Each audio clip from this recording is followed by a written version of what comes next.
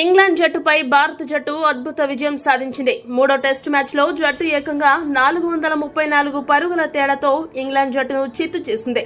ఫలితంగా ఈ సిరీస్లో భారత జట్టు 2-1 తేడాతో ఆధిక్యంలోకి దూసుకెళ్లింది. ఇంగ్లాండ్ జట్టు ఏ కోసానా భారత జట్టు ముందు నిలవలేకపోయింది. తమ జట్టులో ఎక్కడెక్కడ లోపాలున్నాయో చెబుతూ అవే తమ ఓటమికి కారణమని చెప్పుకొచ్చాడు ఇంగ్లాండ్ జట్టు captain Ben Stokes. Ben Stokes మాట్లాడుతూ ఏమన్నాడంటే, మా జట్టు తరపున బెన్ డకెట్ అద్భుతమైన ఇన్నింగ్స్ ఆడాడు. నిజంగా అతడి ఇన్నింగ్స్ అసాధ్యమైనది. మొత్తం మా ఇన్నింగ్స్ కొనసాగుతున్నంతసేపు మేము ఆ తరహాలో బ్యాటింగ్ చేసి ఉంటే పరిస్థితి మరోలా ఉండేది. అవకాశాలను అందిపుచ్చుకోవడంలో మేము విఫలమయ్యాము. ఒక్కోసారి మ్యాచ్ కోసం మేము వేసిన ప్రణాళికలు అమలు చేయడానికి అవకాశం ఉండదు. ఈ మ్యాచ్ లో అలాంటి పరిస్థితి ఎదురైంది.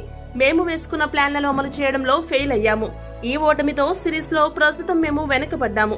అయినా సరే పుంజుకుని తిరిగి గాడిలో పడే అవకాశం అయితే మాకుంది. ఈ మ్యాచ్ లో ఫలితాన్ని మేము పూర్తిగా పక్కన పెట్టి తర్వాత 2 మ్యాచ్లలో ఏం చేయాలన్న దానిపై దృష్టి పెట్టాలని అనుకుంటున్నాము. మిగతా 2 మ్యాచ్లలో గెలిచి సిరీస్ లో విజయం సాధించే ప్రయత్నం కూడా చేయాలన్నదే మా ప్రణాళిక.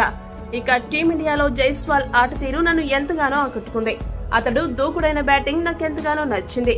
అతడి బ్యాటింగ్ అప్రోచ్ చూశాక మా బజ్బాల్ విధానంలో కొన్ని మార్పులు చేయాలని భావిస్తున్నానని చెప్పుకొచ్చాడు.